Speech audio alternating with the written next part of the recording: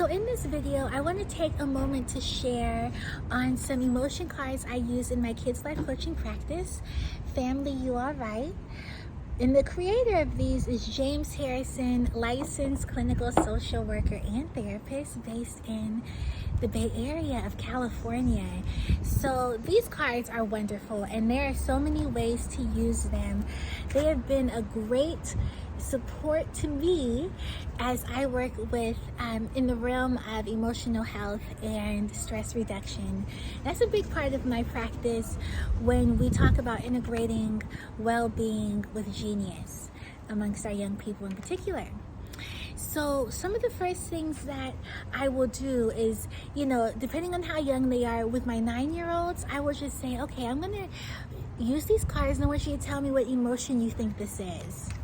And so they'll say happy, and I'm like, oh, this one is actually proud, you see? And so the clue here is this number one chain around his neck. What is it? The winner's ribbon, okay? Now this one of my 9-year-olds said, cute eyes. I said, I like that. I like the way you think. This is focused, So again, I'm doing an informal assessment of, what the child can discern when reading facial expressions. And this is really important because some children, depending on their developmental capacity, they may not be able to read facial expressions. So this is really important. We know with some of our children with autism, and we know there's a spectrum, some of the kids are not able to discern facial expressions. So I just want to get an idea, a sense of how well they're able to detect certain emotions and even how they describe them. Okay, so again, with this one, when he said cute eyes, I was just like, wow, yes, I'm going to start using cute eyes when we talked about focus. Okay, so another thing that I've done with my teenagers, because they will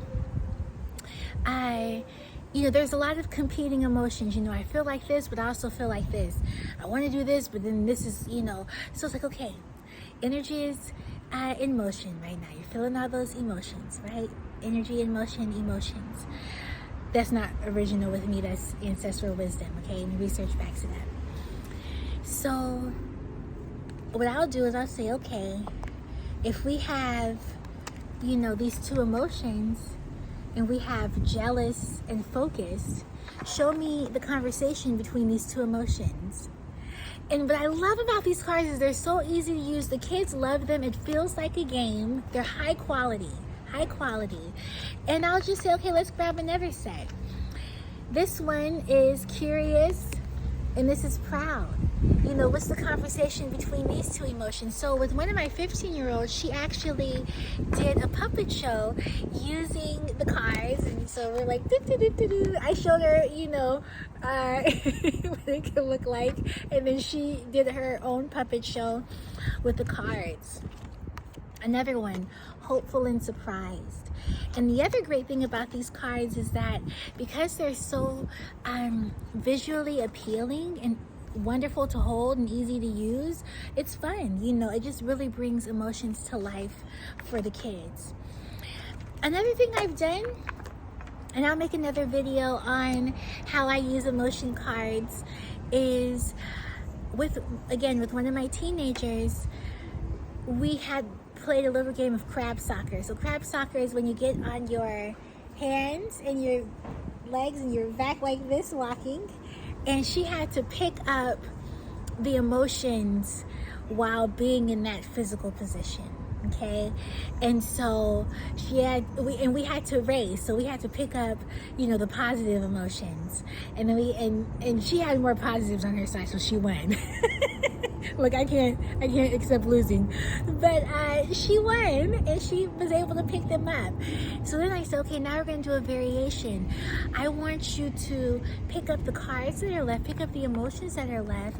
And I don't like to use negative and positive that much, but I know that's the language that we use. I will use preferred and less preferred, right? because some emotions we prefer to feel and others we don't prefer. But the interesting thing with that is happiness may be a less preferred emotion for certain kids, because it's like, as soon as I'm happy, I can't be too happy because something bad is going to happen, you know. So that's deep, and we definitely address that in our goal setting sessions. But frustrated, confused, right? And so she had to pick these up, and then she had to put them on her stomach. And these emotions that she was picking up represented how she felt when asking for help. Okay, so because there are some stress-related emotions that we feel when asking for help. And stress-related emotions are experienced by all of us, you know, so it's just a matter of what we do with them. I'm going to share my last one with you, which is, you know, how do we move through emotions, right? So the kids, normally I just put the cards in their hands and they show me how they use them. That's really key. If you just put the cards in front of the kids, they'll show you different ways to use them. But doubtful and confused. And with these cards, you know, well, what's the process of going from doubtful to confused? You know, again, you can have that conversation between them. You know, what's the actions that you take? What's the actions that you don't take? You know, just thinking about how, you know, if emotions are energy in motion, how do we navigate and how do we progress from one side of that emotion to the another side of that emotion? Because emotions are multidimensional.